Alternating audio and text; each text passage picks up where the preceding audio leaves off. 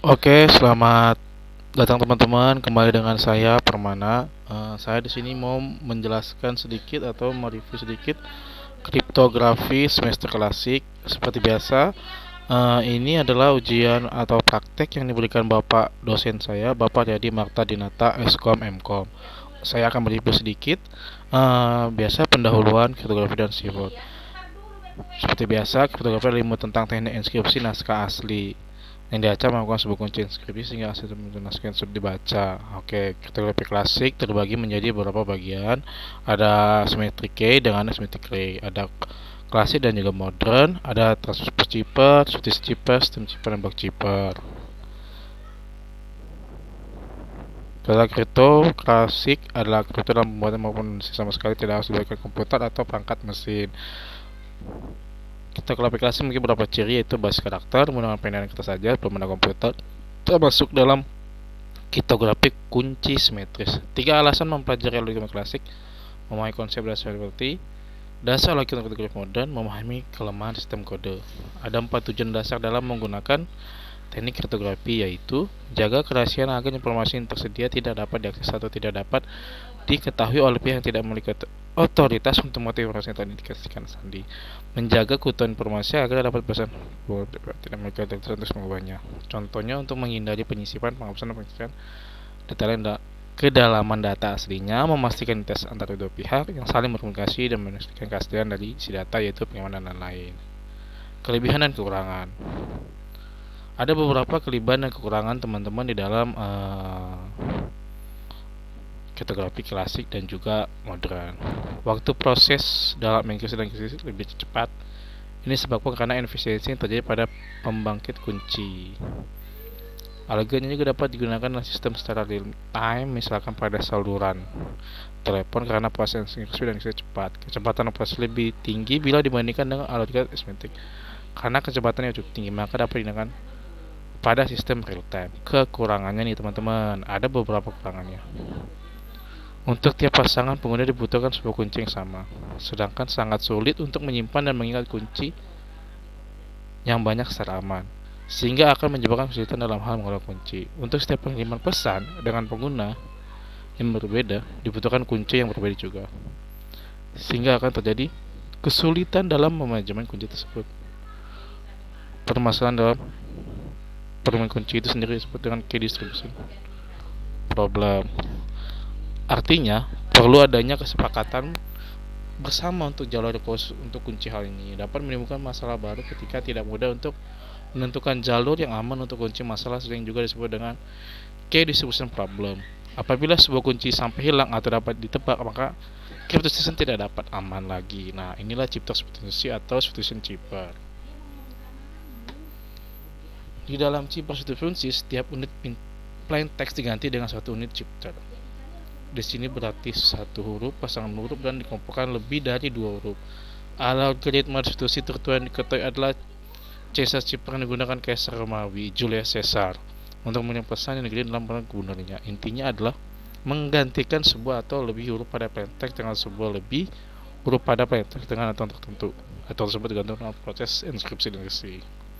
Nah, kira-kira seperti ini gambarnya teman-teman. Nah, yang mau kita praktekkan adalah root 13. Contoh kriptografi root 13.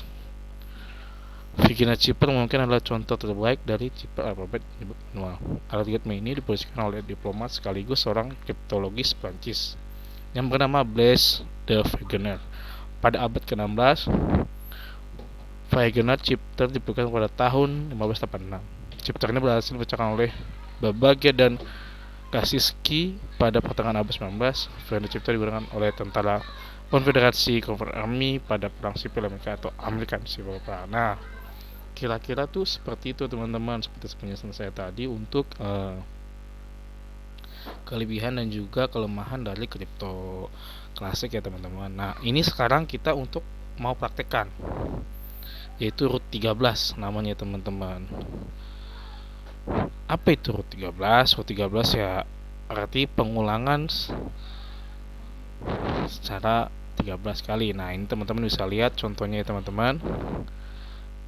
Root 13 rotate by 13 atau putaran 13 kali adalah algoritma inskripsi sederhana yang menggunakan sandi abjad tunggal dengan pergeseran K huruf A diganti dengan huruf N, huruf B diganti dengan O, dan seterusnya. Inskripsi merupakan sandi geser dengan geseran 13 atau disebut dengan root 13. Biasa digunakan di forum internet agar spoiler jawaban teka-teki kata atau kotor dan semacamnya tidak terbaca dengan sekilas. Ini dengan cetak jawaban TTS secara terbaik di surat kabar atau majalah. Nah, ini ada sintaknya ya teman-teman, atau dibilang source code untuk root 13. Nah, nanti teman-teman kalau mau minta, saya akan kasih, tinggal chat aja di video saya ini teman-teman. Nah, ini ada beberapa kesimpulan. Sebelum melakukan pengiriman pesan, pengiriman menerima harus memiliki satu kunci tertentu yang sama untuk dipakai bersama. Dan kuncinya haruslah rahasia bagi pihak yang tidak berkepentingan, sehingga algoritma ini disebut juga alat kunci rahasia. Kriptografi simetrik adalah tes enkripsi dan resepnya menggunakan satu key yang sama disebut juga key atau cipta secret key. Nah, kira seperti itulah penjelasan dari saya untuk kriptografi dan juga kripto modern teman-teman. Nah, sekarang kita akan praktekkan untuk root 13 nya teman-teman. Nah, seperti biasa teman-teman, kita punya ide untuk mengetik source code kita. Di sini ada root 13. Sudah saya ketik ya teman-teman. Nanti teman-teman tinggal minta aja. Seperti biasa teman-teman, kita hidupin sampai p kita. Sebelum kita biasa teman-teman, kita localhost.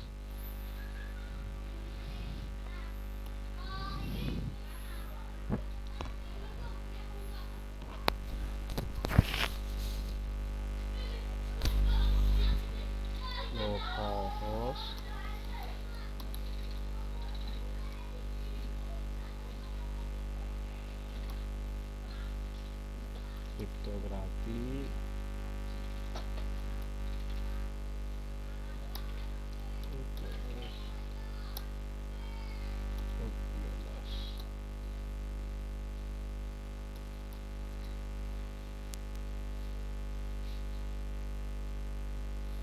jadi saya taruh di kriptografi doang.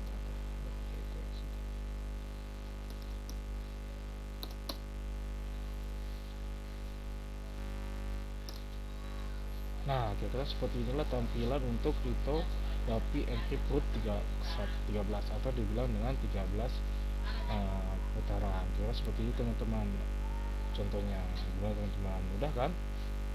Tidak sulit untuk memahaminya. Jika teman-teman ingin minta source code-nya, tinggal komen aja teman-teman, pasti akan saya balas. Sekian teman-teman video saya kali ini, terima kasih.